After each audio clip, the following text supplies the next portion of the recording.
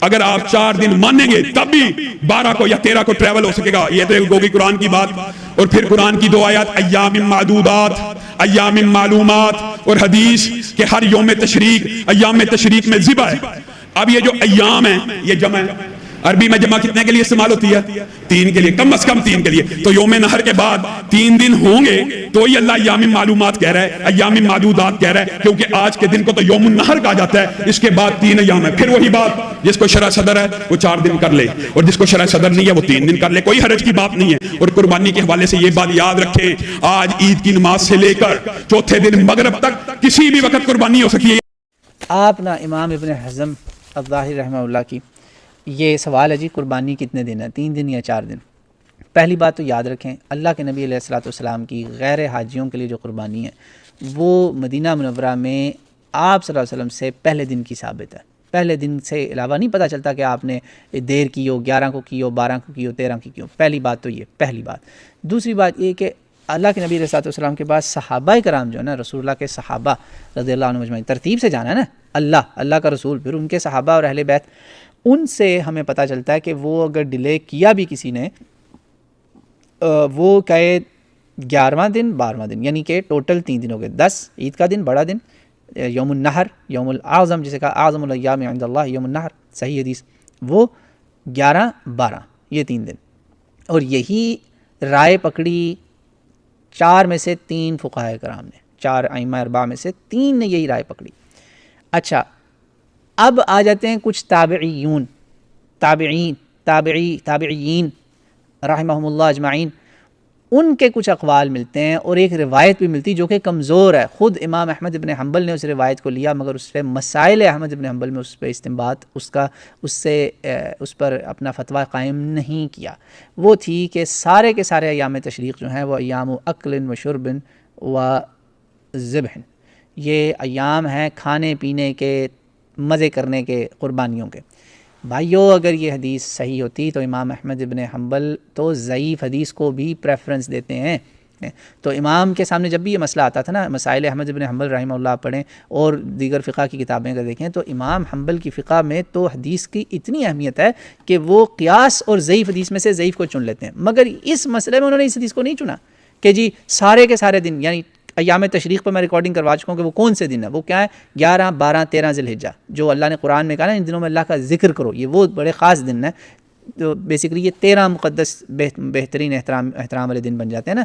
تو یہ حاجیوں کے لیے تھا. اگر اس کو صحیح بھی مان لیں تو یہ حاجیوں کی بات ہو رہی ہے، اس کا ہم غیر حاجی سے تعلق نہیں. مگر یہ حدیث نہیں صحیح، اس میں بہت کمزوریاں ہیں، یہ حدیث ضعیف ہے، اس کو نہیں ہمیں لینا چاہیے. اور آج کے دور میں شیخ زبیر علی زئی رحمہ اللہ نے اپنے مسائل کے اس میں جو ان کا کیا ہے توضیح المسائل ہے شاید، اس کے اندر اپنا مجلہ الحدیث کے اندر انہوں نے صاف کہا ہے کہ یار یہ آپ لوگوں نے پاکستان کے جو اہل حدیث ہیں وہ شاید امام شافعی کے مقلد ہیں، شاید وہ امام شافعی کے فتوے پہ اٹکے ہوئے ہیں، بس امام شافعی اکیلے ہیں اس کے اندر، یا اوزاعی ہیں. اب 4 کے اندر تو نہیں آتے نا اوزاعی. 4 جو ائمہ مذاہب 4 ہیں جو حدیث کی تشریح کرتے ہیں، سنت کا فہم بتاتے ہیں، ان میں امام شافعی اکیلے ہیں، باقی سارے دوسری طرف ہیں. اور بھائی المحلہ امام ابن حزم رحمہ اللہ کی الحمدللہ یہ حوالہ دستی لے لیں، سامنے پڑا ہوا ہے. مسئلہ نمبر 982 ہے المحلہ کا. میرے پاس المحلہ کا جو مختصر ورژن ہے نا اختصار والا، اب وہ لے لیں آپ، چاہے مسئلہ نمبر یہی ہے، مسئلہ نمبر 982 982. امام ابن حزم الظاہری کہتے ہیں، یہ ظاہری ہیں ٹھیک ہے نا، یہ اہل حدیث بھائیوں کے لیے میں بتا رہا ہوں. تو وہ اس مسئلے میں حنفی صحیح ہیں، اس کا مطلب یہی ہوا. مالکی بھی صحیح ہیں اس مسئلے میں، حنبلی بھی صحیح ہیں کیونکہ ان کے ساتھ صحابہ ہیں. وہ کہتے ہیں کہ ہمارے پاس 6 صحابہ کرام ہیں جو اس چیز کے قائل ہیں کہ عید الاضحیٰ کی قربانی کے مزید آپ کے پاس 11 اور 12 ہیں، ٹوٹل 3 دن ہیں، 4 دن نہیں ہیں. انہوں نے کہا ایک بھی صحابی اس کا مخالف نہیں ہے. یہ عربی میں سر میں نے نہیں لکھا، میں نے نہیں اس کا ترجمہ کیا، اس کا ترجمہ تو ہے بھی نہیں میرے مطابق، میں جو جانتا ہوں اس کا ترجمہ نہیں ہے مارکیٹ میں available, as far as I know, واللہ عالم ترجمہ نہیں ہے اس کا. اور آپ نے کہا کہ جس حدیث پر لوگ کچھ قائم ہیں وہ حدیث ہی ضعیف ہے، اور اس کا راوی تو امام ابن حزم نے کہا وہ کذاب ہے. اس کے اندر ایک راوی جو وہ ہے نا کہ سارے دن قربانی کے ہیں، انہوں نے کہا اس میں ایک راوی کذاب ہے. سوچیں وہ روایت کتنی خراب اس میں خرابیاں ہوں گی کہ امام حنبل نے نہیں اس روایت کو پہ انحصار کیا اور وہ دوسری طرف گئے کہ انہوں نے کہا صحابہ کرام ہے ہمارے پاس. تو میرے بھائیو یہ آپ کو کس نے کہا کہ لیٹ کریں؟ اللہ کو تو نیک کام میں تعجیل پسند ہے، جلدی کرنا ہے نیک کام. افضل الصلاۃ علی اول وقتہا، بہترین نماز اول وقت کی ہے، بہترین قربانی پہلے دن کی ہے. کہ آپ نے مزے لینے نہیں، میں تو سنت زندہ کروں گا، 11-12 بھی گزار دوں گا، میں نے 13 کو آخر پہ جا کے کرنی. میری رائے پوچھیں نا، میرے ساتھ یہاں واقعہ ہوا، ایک صاحب تھے، ان کو قربانی نہ وہ کر سکے تو ان کو جانور نہیں مل رہا تھا، ایک بڑی دور سے، یہاں غیر مسلم ملک ہے، بہت مشکل ہوتا ہے بعض دفعہ. تو انہوں نے کہا کہ کئی دفعہ حسد میں نان مسلم کئی نہیں بھی دیتے، بڑے بڑے ہمارے دیتے بھی ہیں. انہوں نے کہا کہ سر، میں نے کہا دوست تھے میرے، میں نے کہا یار ایک جانور اویلیبل ہے. اس نے کہا یار بھائی 13 ہے، مروا نہ دینا. میں نے کہا دیکھیں ہمارے پاس الحمدللہ تابعین کے فتوے یہاں تک ہیں کہ حج کا پورا مہینہ بھی قربانیاں کرو گے نا انشاءاللہ اللہ اجر دے گا. ایسے فتوے بھی موجود ہیں. امام ابن حزم کو اللہ سلوٹ ہے یار، اللہ اس کی قبر کو نور سے منور کرے. ظاہری اہل حدیث ہے، اجتہاد اور قیاس کا بالکل مخالف کرتا ہے. قرآن اور سنت سلف الصالح کا منہج، کوئی قیاس اجتہاد نہیں کرنا.